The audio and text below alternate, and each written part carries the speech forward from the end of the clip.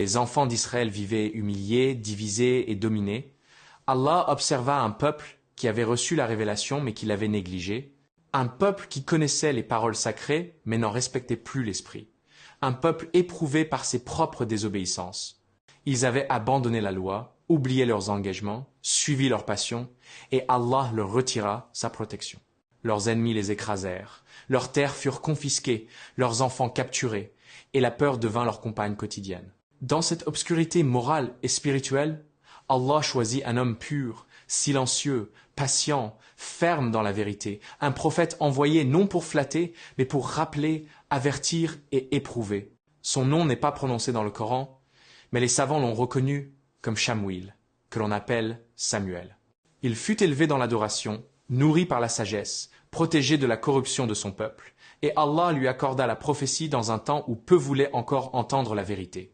Il observa les enfants d'Israël réclamer la justice tout en refusant l'obéissance, invoquer Allah dans la détresse, mais se détourner dès que l'épreuve s'allégeait. Il venait à lui le cœur brisé, suppliant une issue, demandant la victoire sans accepter la discipline, réclamant la puissance sans accepter la foi sincère. Et lorsqu'ils dirent qu'ils ne supportaient plus l'humiliation, qu'ils ne supportaient plus l'injustice, qu'ils ne supportaient plus l'exil et la domination, ils demandèrent un roi pour les guider au combat, un roi pour rassembler leurs rangs, un roi pour leur rendre leur honneur. Allah inspira alors à son prophète de les mettre à l'épreuve avant même que l'épée ne soit levée. Il leur rappela leurs manquements passés, leur lâcheté, lorsqu'Allah les avait déjà secourus auparavant, leur tendance à promettre puis à trahir. Il leur dit qu'un roi leur serait donné, mais que ce choix ne viendrait pas de leurs critères humains, ni de la richesse, ni de la noblesse, ni du prestige. Lorsque le nom de Alut fut révélé comme roi par la volonté d'Allah, les cœurs s'agitèrent, les langues se délièrent, l'orgueil se manifesta. Ils refusèrent ce choix, car Alut n'était ni riche ni issu des grandes lignées. Ils oublièrent qu'Allah donne l'autorité à qui il veut. Samuel resta ferme. Il transmit le décret divin, sans trembler, sans négocier, sans chercher à plaire. Il leur annonça le signe qu'Allah leur accorderait pour confirmer cette royauté, le retour de l'arche sacrée, symbole de foi, de sérénité et de miséricorde portée par les anges.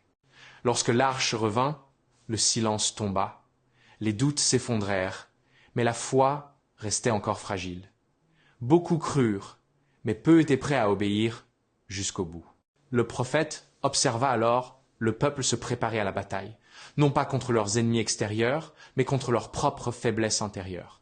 L'épreuve du fleuve approchait, l'épreuve qui distinguerait les croyants sincères de ceux qui ne parlaient que par la langue. Samuel savait qu'Allah n'accorde jamais la victoire à un peuple nombreux mais désobéissant, mais à un groupe restreint, patient et convaincu. Il pria Allah en silence, conscient que la plus grande épreuve n'était pas la guerre, mais la constance. Il vit les rangs se briser, les promesses se dissoudre, les hommes abandonnés dès la première difficulté. Et pourtant, il vit aussi un petit groupe avancé, ferme, humble, confiant en Allah seul. Parmi eux se trouvait un jeune homme dont le destin allait bouleverser l'histoire, mais Samuel ne s'attacha jamais aux individus, seulement à la vérité. Ainsi débuta la mission la plus lourde de sa vie. Guider un peuple qui voulait la victoire sans sacrifice, la foi sans discipline, la récompense sans obéissance. Et Allah éprouva Samuel par la solitude, par le rejet, par l'ingratitude, mais il raffermit son cœur, car les prophètes ne sont jamais envoyés pour être aimés, mais pour transmettre fidèlement. L'épreuve du fleuve révéla ce que Samuel savait déjà au plus profond de son cœur.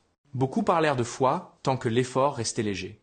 Mais lorsque la soif brûla leur gorge et que l'ordre divin limita leur liberté, la majorité désobéit.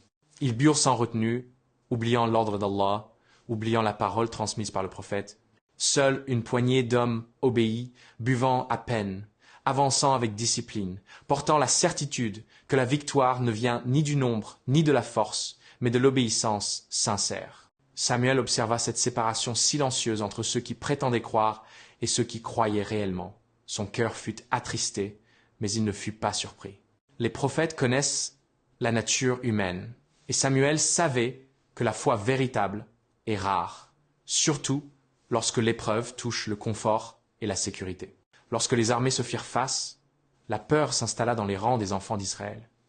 L'ennemi était puissant, organisé, redouté depuis des années. Beaucoup reculèrent, murmurant que la victoire était impossible, que l'épreuve était trop grande. Samuel resta à l'écart du champ de bataille, car sa mission n'était pas de brandir l'épée, mais de rappeler que toute force appartient à Allah. Il invoqua longuement, conscient que ce moment déterminerait l'avenir spirituel de son peuple. Et c'est dans ce contexte qu'Allah accorda la victoire aux faibles sur les puissants, par la permission divine, et que Goliath tomba, terrassé par un jeune homme animé d'une foi inébranlable. La victoire ne rendit pas le peuple plus reconnaissant. Comme souvent, le succès révéla davantage leurs défauts que leurs vertus. Samuel vit la jalousie naître, les cœurs s'endurcir, les ambitions humaines remplacer la gratitude. Il rappela sans relâche que la victoire venait d'Allah seul, que le pouvoir est une responsabilité et non un privilège, que l'ingratitude mène à la perte. Mais peu écoutaient vraiment. Certains commencèrent à glorifier les hommes au lieu de glorifier le Créateur. D'autres revinrent à leurs anciennes habitudes, oubliant la leçon apprise au prix du sang et des larmes. Les années passèrent, et Samuel continua d'enseigner, de corriger, d'avertir. Il fut éprouvé par l'indifférence, par la trahison silencieuse, par les cœurs qui s'endurcissaient malgré les rappels. Il vit la loi être déformée, les jugements influencés par les passions, les dirigeants oublier l'humilité. Son rôle devint de plus en plus lourd, car guider un peuple après la victoire est parfois plus difficile que de le soutenir dans la défaite. Il pleura souvent en prière, demandant à Allah de ne pas abandonner ce peuple malgré son ingratitude. Samuel ne chercha jamais le pouvoir, ni la reconnaissance. Il vécut simplement, parla avec vérité et supporta les critiques sans répondre par la colère. Il fut accusé d'être trop dur, trop exigeant, trop attaché à la loi. Mais il savait que le prophète n'est pas envoyé pour satisfaire les désirs des hommes, mais pour transmettre fidèlement le message divin. Chaque rappel était pour lui un acte d'adoration, même lorsqu'il n'était pas écouté. À mesure que l'âge avançait, son corps s'affaiblissait, mais sa foi demeurait ferme. Il observa la nouvelle génération grandir, moins marquée par l'épreuve, plus attirée par le confort.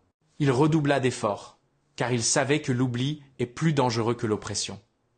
Il rappela que les peuples précédents avaient été détruits non par manque de preuves, mais par orgueil et désobéissance.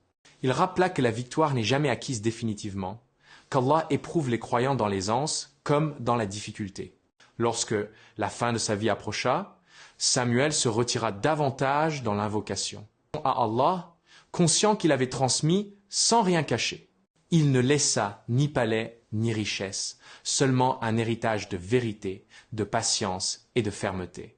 Son peuple se souvint de lui comme d'un homme droit, même s'il n'avait pas toujours suivi ses enseignements. Et Allah connaît mieux que quiconque la valeur de ceux qui endurent pour sa cause sans jamais faiblir. Ainsi se conclut une grande partie de la mission de Samuel, un prophète éprouvé par son peuple autant que par le temps, un homme choisi pour rappeler que la foi ne se mesure pas aux paroles, mais aux actes, et que l'obéissance sincère est la clé de toute élévation.